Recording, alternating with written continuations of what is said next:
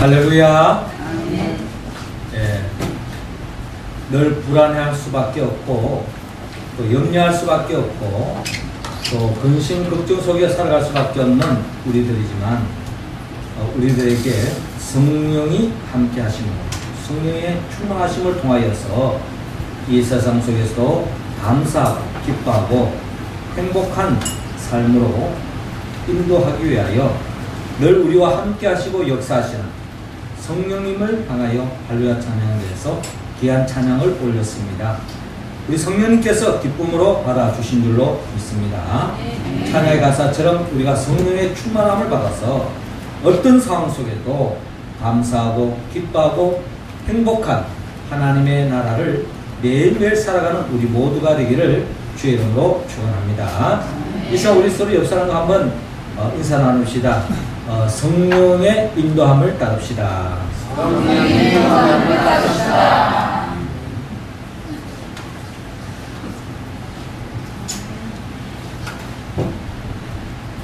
하나님께서 우리에게 유월을 허락해 주었습니다. 이제 무더운 여름이 시작된 것 같습니다. 지지난주는 마침 성령 강림주일이었죠. 이제 성령의 충만함을 입고 이 무더위를 이겨내고 또 메르스도 이기고 또 우리의 삶의 어떠한 문제도 이겨서 매일매일 하나님 나라를 침노하며 살아가는 우리 모두가 되기를 주의 이름으로 축원합니다. 늘 우리를 복된 삶으로 인도하기를 원하시는 우리 하나님은 말씀으로 천지 만물을 창조하신 분입니다. 하나님이 처음 이 세상을 바라보았을 때는 이 세상에는 혼돈과 공허 흑암이 가득 찬 어떠한 생명도 살 수 없는 죽음의 땅, 절망의 자리였습니다. 이러한 세상에 하나님이 창조 첫째 날 빛이 있으라 라고 말씀하실 때에 말씀대로 빛이 생겼습니다. 그리고 혼돈과 공허 흑암이 물러가고 하나님 보시기에 아름다운 세상이 열리기 시작합니다. 창조 둘째 날에도 하나님의 말씀대로 푸르른 하늘이 생기고요. 또 창조 셋째 날에도 땅에서는 땅이 생기고 또 바다가 생기고 또 무태에서는 아름다운 식물들이 자라나는 것을 볼 수 있습니다. 창조 넷째 날에도 하나님의 말씀대로 낮을 밝히는 태양과 밤을 밝히는 달과 또 수많은 별들을 만드십니다. 그리고 창조 다섯째 날에도 하나님의 말씀대로 바다의 물고기들이 헤엄치고 하늘에는 새들이 날아다닙니다.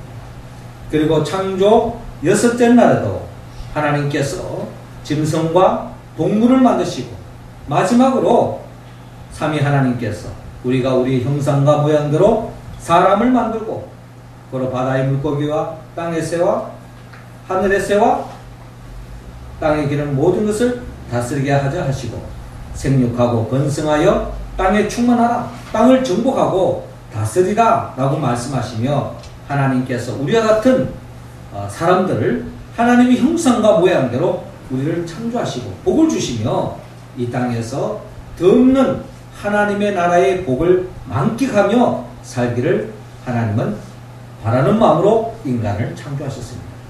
이처럼 하나님이 창조한 이 모든 세계를 바라보았을 때에 하나님은 보시기에 심히 좋았더라 라고 말씀하십니다. 그래서 하나님은 이 인간들이 하나님과의 관계 속에 또 사람과의 관계 속에 사람과 자연과의 관계 속에서 더 없는 좋은 관계 속에서 하나님이 주시는 그 안식으로 세세무궁토록 영생을 맛보면서 하나님의 나라를 만끽하는 복된 인생을 살아가기를 주님은 바라는 마음으로 이 세상을 창조하셨다는 것입니다. 이 마음은 변치 않습니다. 그런데 이러한 세상을 원치 않는 영적 존재가 있었는데 그게 바로 어둠의 영, 마귀요, 사탄이요, 귀신이라는 것입니다. 결국 마귀는 뱀의 형상으로 사람에게 다가와서 아담과 하와에게 다가와서 하나님이 먹지 말라고 하는 선악을 알게 하는 나무 열매를 먹게 했습니다. 그래서 죄를 짓게 해서 결국 에덴 동산에서 하나님의 나라의 그 기쁨을 누리지 못하도록 미혹했는데, 결국 사람이 마귀의 미혹에 넘어서 죄를 지음으로 말미암아 결국에는 에덴 동산에서 하나님의 나라에서 멀어지는 인생으로 전락되고 말았습니다. 인생은 죄를 짓는 그 순간에 에덴 동산에서 벗어나 정령 죽을 수밖에 없고, 결국 저주 속에 마귀의 종으로 타며 그 인생은 결국 모래시계처럼 언젠가는 종말에 이를 수밖에 없고, 이 땅에서 그 어떠한 화려한 꽃과 같은 인생을 살지 모르지만 이미 그 꽃은 꺾여졌고 시들어질 수밖에 없는 것처럼, 이 세상에 의지하고 이 세상에 누리는 그 모든 것들이 결국에는 풀의 꽃과 같이 시들어질 수밖에 없는 그런 인생, 찰나와 같은 그런 인생을 살아갈 수밖에 없는 인생으로 전락되고 말았다는 것입니다. 이것은 결국 주님이 기뻐하는 삶의 모습이 아니었습니다. 그러나 마귀는 이러한 삶을 살도록 지금도 역사하서 죄를 짓게 하고 하나님과 멀어지고 하나님 나라를 맛보지 못하도록 하는 것이 어둠의 역사라는 겁니다. 이러한 칠흑 같은 이 어둠의 세계, 다시 칠흑 같은 이 혼돈과 공허와 흑암이 판치는 이 세상으로 전락되고 말았는데, 이 세상을 다시 하나님의 나라로 회복시키기 위하여 이 땅에 오신 분이 있는데, 그분이 바로 이 세상의 빛으로 오신 예수 그리스도입니다. 예수 그리스도는 말씀이 육신이 되어 우리 인간과 같은 몸으로 이 땅에 오셔서 결국 우리들이 하나님의 나라의 그 복을 누리지 못하는 장애가 되는 그 영적인 본질적인 문제, 그 죄의 문제를 해결하기 위하여 주님은 모든 우리의 죄를 짊어지고 십자가에 못 박혀 죽음을 당했습니다. 죽음으로 끝난 것이 아니라 죄의 문제를 해결해주고 우리를 어려운 인생으로, 거듭난 인생으로 세워주기 위하여 죽음의 권세를 깨뜨리고 부활하셨죠. 그리고 부활하신 주님께서 다시 제자들과 함께 하시며 너희들이 성령을 받기 전에는 예루살렘을 떠나지 말라라고 권면하시고, 예수님은 마침 40일 제자들과 부활하신 후 만나고 교제한 후에 다시 성천하셨습니다. 성천하셔서 주님은 하나님 보좌 우편에서 이미 제자들에게 약속한 성령 부에서 성령을 보내주시는 겁니다. 그래서 제자들이 그 성령의 충만함을 받아서 진정 하나님이 기뻐하는 음부의 권세를 이기는 세상이 감당하지 못하는 교회를 세우게 하신 것입니다.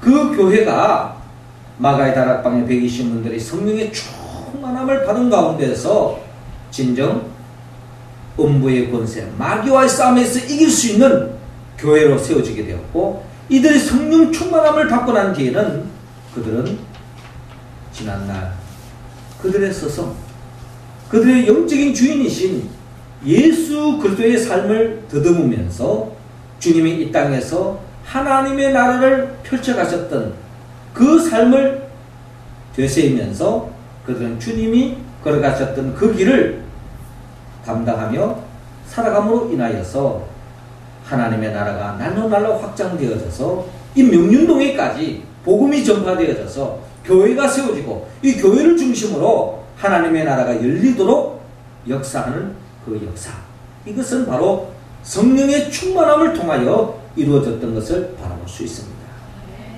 오늘 성경의 본문은 이 마가의 다락방의 120문도의 성령 충만함을 받고 난 뒤에 이제 우리는 성령의 충만함으로 성령의 이끌림 받아서 우리는 어떻게 살아야 할 것인가 라고 고민하면서 결국에는 성령의 이끌림을 받았기 때문에 성령은 예수님을 지향하게 합니다. 예수님께로 인도합니다. 예수님이 어떻게 살았는지, 예수님이 어떻게 이 세상을 하나님의 나라로 변화시켰는지 가르쳐주고 있는데, 오늘 성경은 바로 예수님이 어떻게 이 땅에서 공생애를 열으셨고 하나님의 나라를 확장해 갔는지를 오늘 성경은 우리에게 소개하고 있습니다.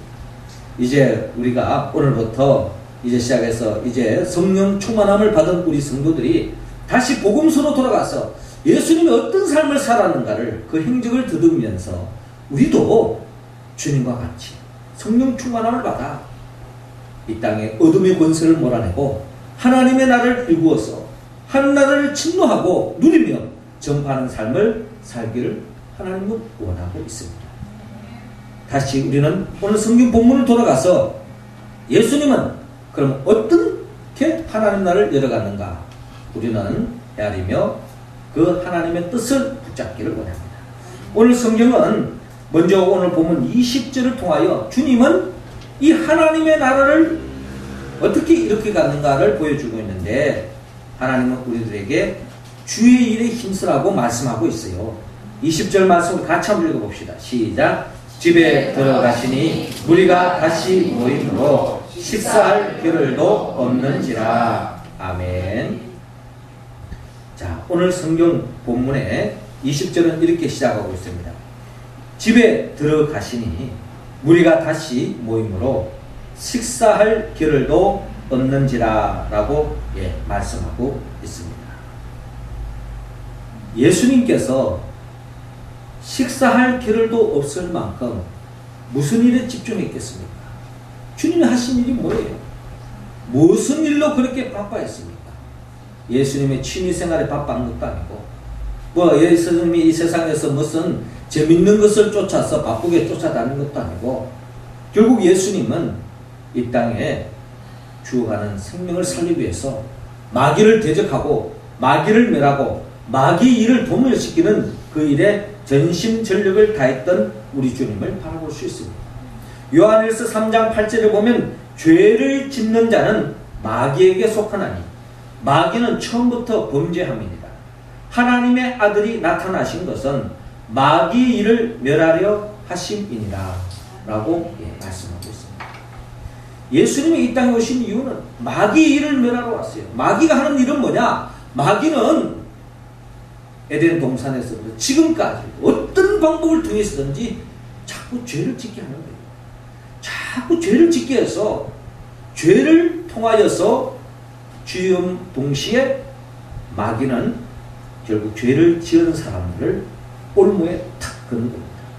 네? 아담과 하와가 죄를 짓는 그 순간에 결국에는 아담과 하와가 하나님의 형상으로 빚음받아서 마귀와의 싸움에서 이길 수 있는 하나님의 형상과 권세, 통치권을 가진 이 아담과 하와였지만 마귀의 위협에 탁 넘어가는 그 순간에 마귀의 종로 사게 됩니다. 쓰러짐의 종로 사게 됐고 저주의 길, 멸망의 길, 절망의 길로 결국은 지옥에 떨어 영원한 영불로 떨어질 수밖에 없는 인생으로 전락되고 말았다는 것입니다. 마귀는 지금도 죄를 짓게 합니다. 죄를 짓는 그 순간에 마귀의 밥이 되는 거죠. 마귀의 종이 되는 것입니다. 그래서 이 마귀로부터 유일하게 벗어날 수 있는 유일한 길은 죄의 문제가 해결되어야 되는데 이 죄의 문제를 해결하기 위해서 이 땅에 오신 분이 바로 예수 그리스도라는 겁니다. 예수님은 다니면서 예수를 믿지 않는 자들에게 예수를 믿게 하고 또한 가는 곳곳마다 이 귀신의 영, 어둠의 영들을 쫓아내고 결국 예수님 많은 바쁜 일을 했었지만 결국 성경을 통해서 주님이 하셨던 최고의 사역은 결국 우리의 죄를 짊어지고 십자가에 못 박혀 죽었다는 것입니다. 그래서 우리는 그 주님만 믿기만 하면 죄의 문제가 해결되어지는 거예요. 더 이상 마귀의 종을 하지 않습니다. 마귀의 올무에 걸리지 않습니다.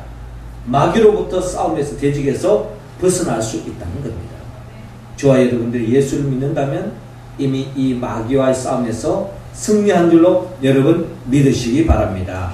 예수님이 십자가에 우리 죄를 짊어지고 십자가에 못 박혀 죽음을 통하여 우리 죄의 문제는 해결되었습니다. 그리고 그 주님께서 죽음의 권세를 깨뜨리고 부활하심을 저와 여러분들이 믿고 고백할 때에 이미 부활하신 주님과 함께 우리는 새로운 인생이 시작되었다는 겁니다. 거듭난 인생이 시작되었어요. 하나님의 나라가 시작되었다는 것입니다. 이미 하늘 나라를 맛보고 있다는 겁니다. 이 복을 우리는 얻은 것으로 머물지 말고 주님과 같이 아직도 그 복을 알지 못하는 자들 찾아가면서 주의 복음을 증거하는 일에 우리는 힘써야 할 것입니다. 예수님께서 하나님 보호자 우편에서 뭐가 부족해서 인간의 몸으로 이 땅에 오셨겠습니까? 그게 아니죠. 죄로 말미암아 죽어가는 우리들을 구원하기 위하여 하나님의 창조짓을 회복시키기 위해서 하늘 영광의 보좌를 버리고 죄의 얽매여 있는 인생들을 구원하기 위하여 인간의 몸으로 이 땅에 오신 것처럼 아직도 예수를 알지 못하고 죽어가는 그 사람들에게 복음 들고 우리는 그들에게 찾아가야 한다는 것입니다.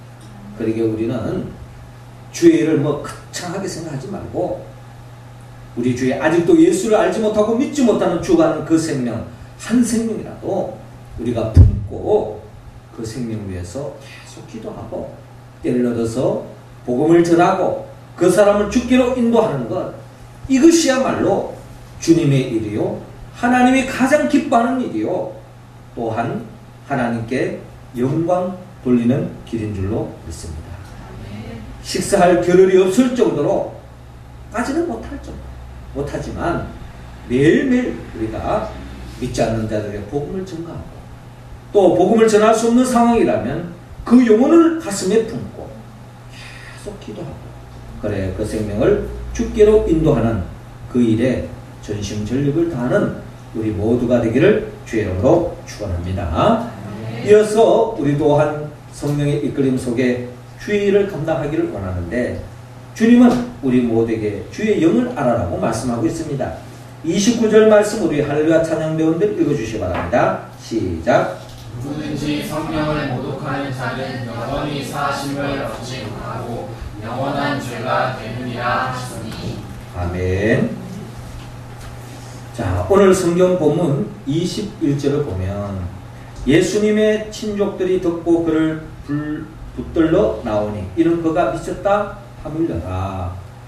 자, 여러분 예수님께서 이 땅에서 죽어가는 생명을 살리기 위해서 귀신을 쫓아내고 영적 전쟁터의 한복판에 지금 놓여져 있는데 이러한 예수님을 향해서 이 세상 사람들의 이 평가가 이 참 좋은 평가를 하는 사람이 있지만 또한 나쁜 평가를 하는 사람도 없지 않아 있었다는 것을 오늘 성경의 본문을 통하여 우리는 헤아릴 수 있습니다.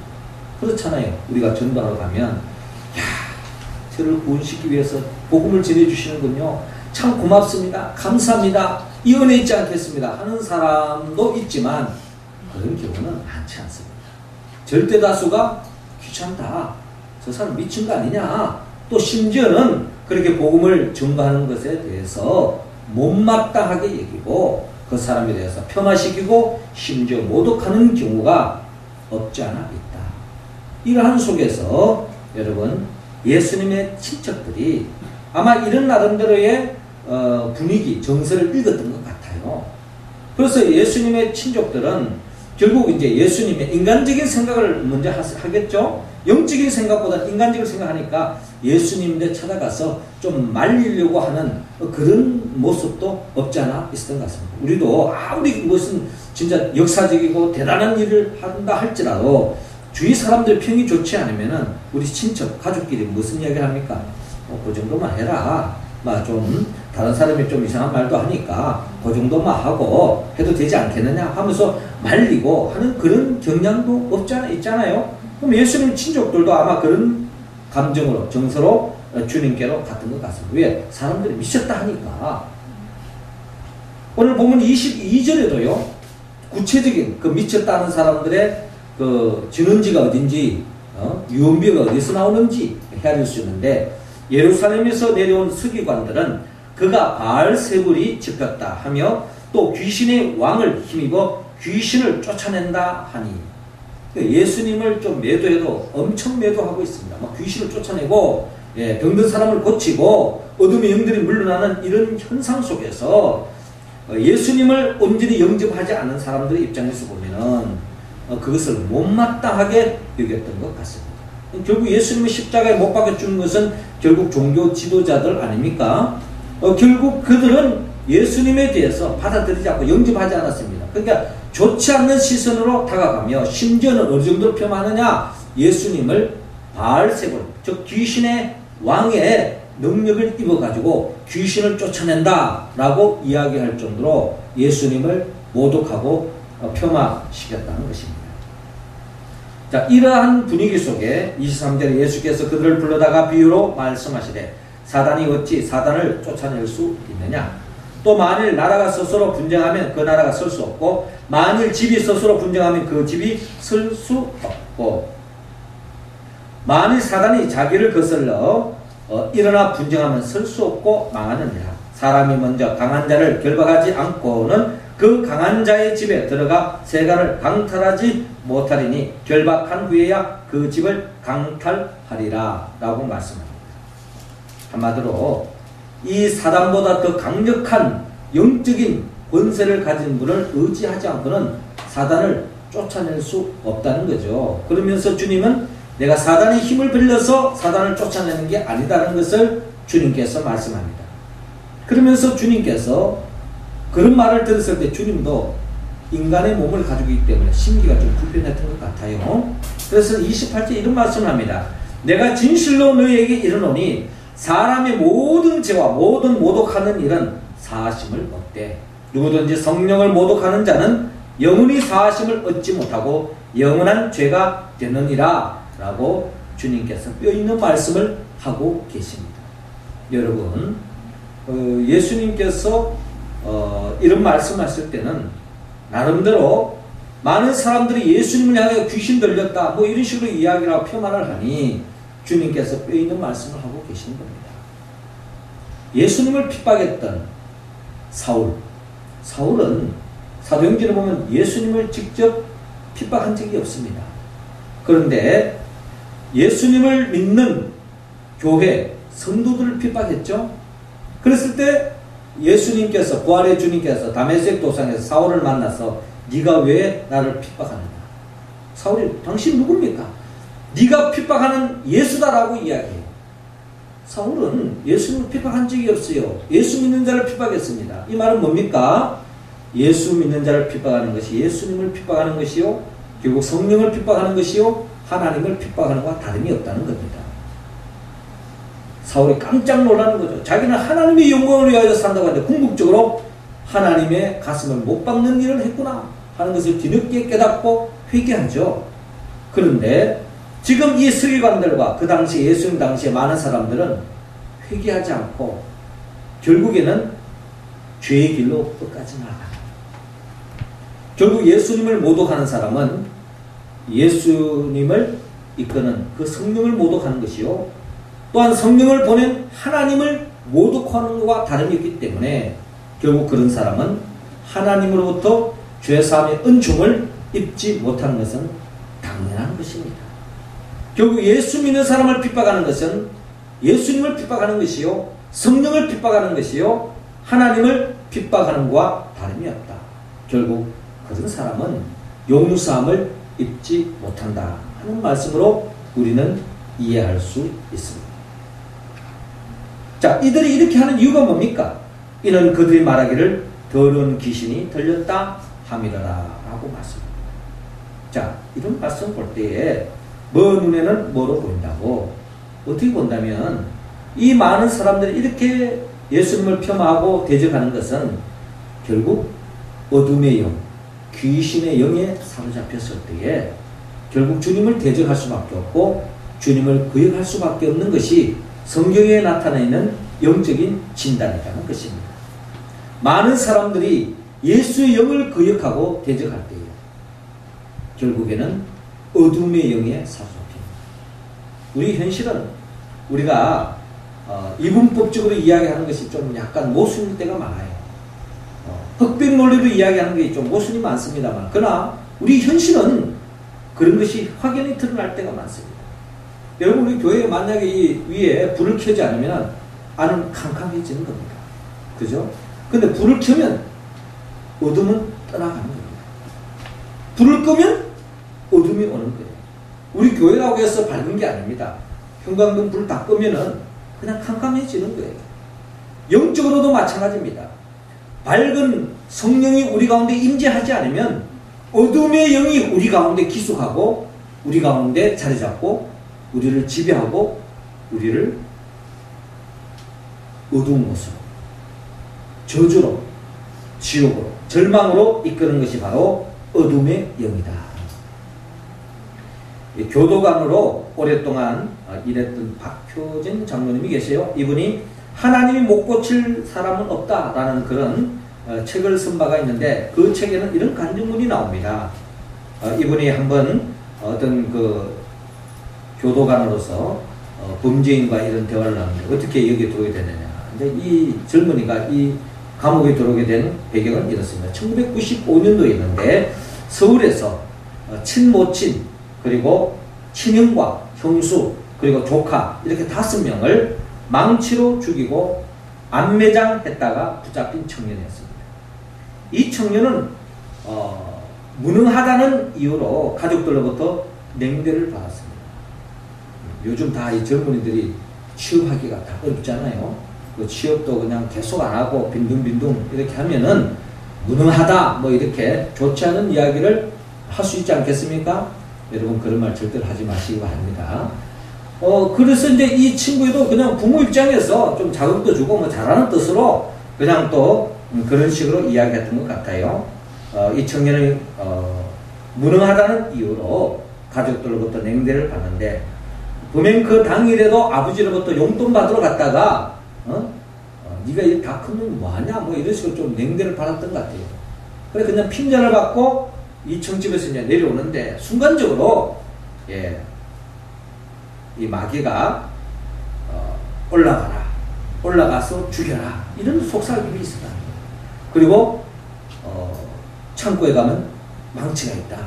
그 망치를 꺼내 가지고 죽여라. 자꾸 속삭이더라고요. 그래서 이제 이 사람이 이제 욱하는 마음으로 그 망치를 꺼내 가지고 그 시간 아버지를 죽이고 엄마를 죽이고 말기는 형을 죽이고 형수를 죽이고 심지어 조카까지 죽이는 이런 만행을 저질렀어요. 죽이고 난 뒤에 이제 뒤늦게서 정신을 차려서 보니 또 그런 가운데도 또 어둠이 또 속삭이는 겁니다. 내가 도와줄 테니 그래 있지 말고 마당에다가 매장시켜라. 안 매장시켜라. 그래서 뭐 초인적인 힘으로 그냥 삽을 파가지고 거기다 다 묻었어요. 결국에는 경찰에 잡혔습니다. 잡혀서 이제 이런 과정을 이 박효진 장로님에게 이제 이런 이야기를 했다는 것입니다. 그리고 이 장로님을 만나기 전날 밤에도 내를 넘기지 말고 자살해라 하면서 마치 텔레비를 보는 것처럼 어떻게 자살하는 방법을 확 가르쳐 주더라고요. 그래서 이제 런닝을 찢어가지고 엮어서 쇠창살에 어떻게 묶어서 자살하는 방법을 가르쳐 주더라고요. 그래서 그날 밤에 이 장로님을 만나고 대화하는 가운데 이 사람의 영적 상태를 헤아리고 이 장로님이 네 예수를 믿어야 된다. 예수 믿지 않으면 결국에는 이 귀신의 영이에서 네가 살인을 범하고 결국 너 자신까지도 죽음으로 몰아갈 것이다. 빨리 예수 믿어야 된다. 예수 믿어야만이 영적인 이 죄로부터 해결을 받을 수 있고 네가 살 길이 있다. 그래서 이제 이 젊은 청년이 뒤늦게 예수를 믿음으로 이 마귀의 올무에서 벗어났다고는 그런 간증을 이 박효진 장로님의 그 간증 통해서 이렇게 들려주고 있는 것을 볼 수 있습니다.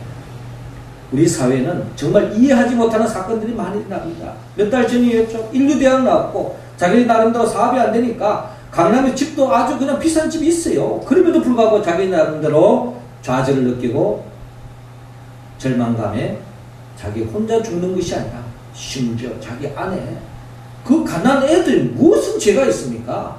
심지어 애들까지 다 죽이고 말이죠. 명목상 동반 자살이다. 유언을 쓰고 죽는 이런 어처구니 없는 일들을 더듬어 보면 결국에는 우리의 상식 밖에 이야기하는 그 사람이 나름대로 인류대학을 나온 사람이 지성인입니다. 결국 우리가 어두명에 사잡히면 뭐 인류대학이고 얼마나 세상적으로 잘 나가고 얼마나 세상적인 권력을 가져도 한순간에 마귀의 유혹에 빠져서 결국에는 모든 사람들을 불행에 일으키는 그런 불행의 도구가 될 수 있다는 겁니다.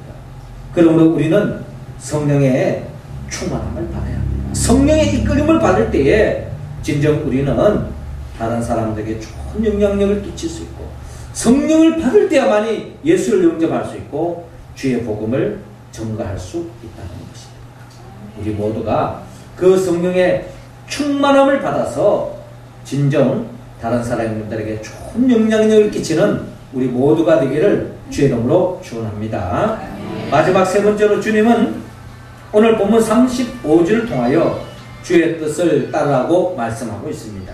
35절 우리 같이 한번 듣습니다. 시작. 누구든지 하나님의 뜻대로 행하는 자가 내 형제요 자매요 어머니인가. 아멘.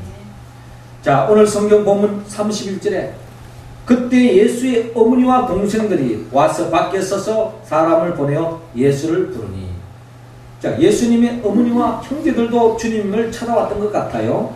왜 찾아왔느냐? 친척들이 가도 말이 안 통하니까 결국 어머니까지 나서는 겁니다. 나서서 예수님이 이 하시는 일들을 영적인 의미에서 완전히 헤아리지 못하니 말리고 있는 모습입니다. 우리 가족 간에도 그런 일 있지 않습니까?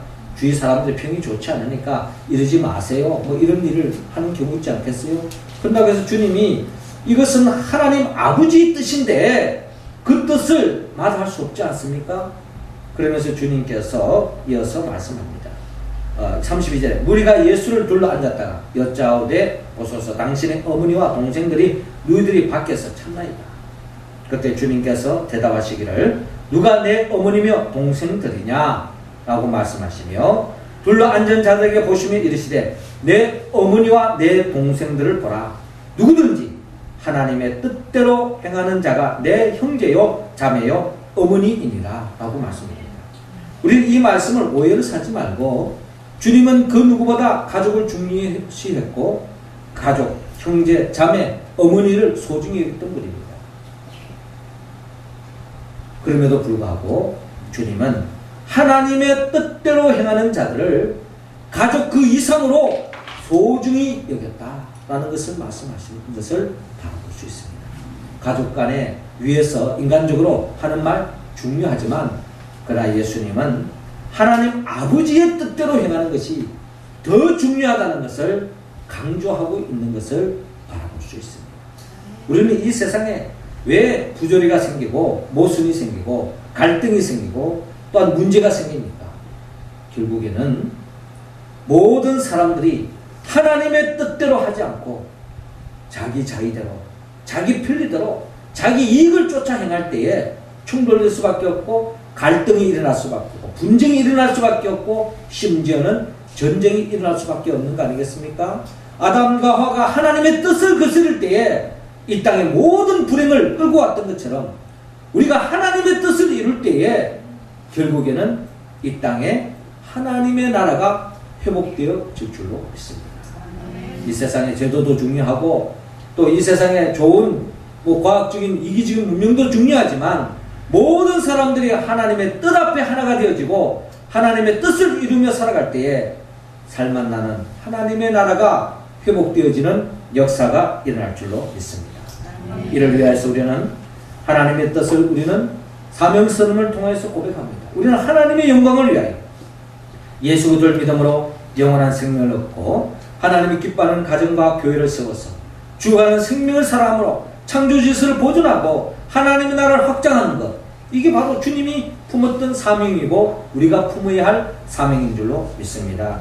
이 사명을 감당하기 위하여 우리 한 사람 한 사람이 늘 영적인 어둠의 세력과의 싸움에 승리하게 하여 빛의 자녀로서 빛을 선포하고 또 하나님이 주신 복을 누리며 나눌 뿐만 아니라 말씀과 기도로 예수 그리스도를 닮아가고 어떠한 환경 속에도 생명 안에서 왕노릇하며 또한 주가는 생명을 사랑하는 우리 모두가 되어서 협력하여 궁극적으로 예수를 높이는 예배 공동체로 또한 교회를 세워가는 서로 사랑하는 아름다운 친교 공동체를 세워나가며 땅끝까지 복음을 전파하며 사람을 섬기고 자연을 돌보고 사회를 밝히고 또한 문화를 이끌며 나아갈 때에 하나님은 우리 교회를 통하여 이 땅에 주님이 하신 것처럼 하나님의 나라를 확장하는 그 사명을 감당하는 우리 교회가 될 줄로 믿습니다.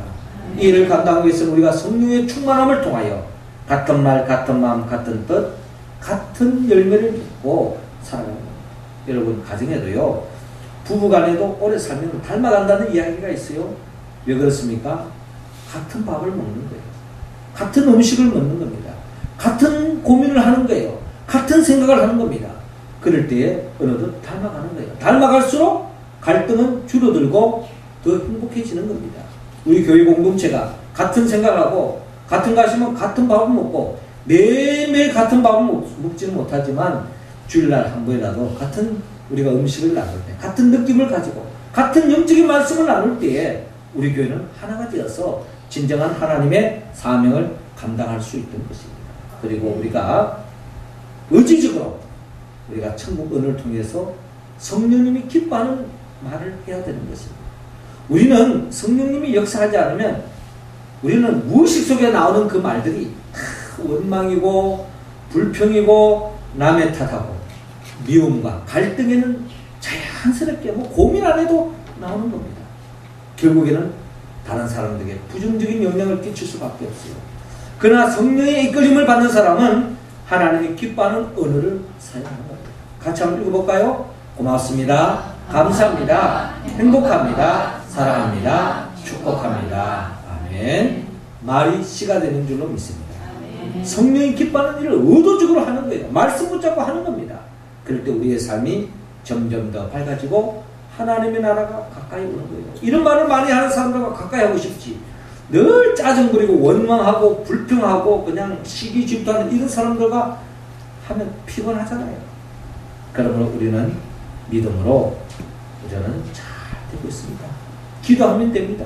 성령의 충만함을 받고 나아갈 때에 성령님은 우리의 영역을 우리의 힘으로 할 수 없는 그 영역, 그 부분까지도 감지하시고 인지하시고 결국 가장 복된 길로 인도해 주시기 때문에 우리의 삶은 결국 주 안에서 잘 될 줄로 믿습니다. 그러므로 모일 때마다 기도하고 흩어지면 전도하여 하나님의 나라를 확장하는 이 일을 감당하기를 주님은 원하고 있습니다. 사랑하는 성도 여러분, 우리가 이 사명 성령 충만함으로 우리가 교회를 중심으로 이 일을 감당할 수 있는 유일한 길은 성령의 도움을 받아야만이 우리는 하나님의 일에 힘쓸 수 있고 성령을 도움을 받을 수 있고 또한 주의 뜻을 이룰 수 있습니다. 성령은 예수님이 누구인가를 알아야 됩니다. 나를 위하여 십자가에 못 박아 죽으시고 죽은 자 가운데 3일 만에 나를 위하여 부활하신 그 주님을 믿고 의지하며 나갈 때 예수의 영포에서 성령의 도우심으로 우리는 진정 이 말씀에 응답하여 예수님과 같이 성령의 이끌림 속에 이 세상의 어둠의 영을 몰아내고 하나님의 나라를 열어가는 하나님의 나라의 일꾼으로 살아가는 우리 모두가 되기를 주의 이름으로 축원합니다. 기도드리겠습니다. 하늘에 계신 우리 아버지, 이 시간 우리 성도들 한 사람 한 사람 성령의 기름을 충만히 부어 주옵소서. 성령의 충만함으로 오늘 우리에게 말씀하신 바 주의 일에 힘쓰게 하여 주옵시고 또 주의 영의 이끌림을 받아 진정 하나님의 뜻을 헤아리고 그 뜻을 이룸으로 하나님께 영광 돌리고 하나님의 나라의 복을 일상 속에서 작은 데서부터 충만히 누리며 전파하며 살아가는 우리 모두가 되게 하여 주옵소서. 예수님의 이름으로 기도옵나이다. 아멘.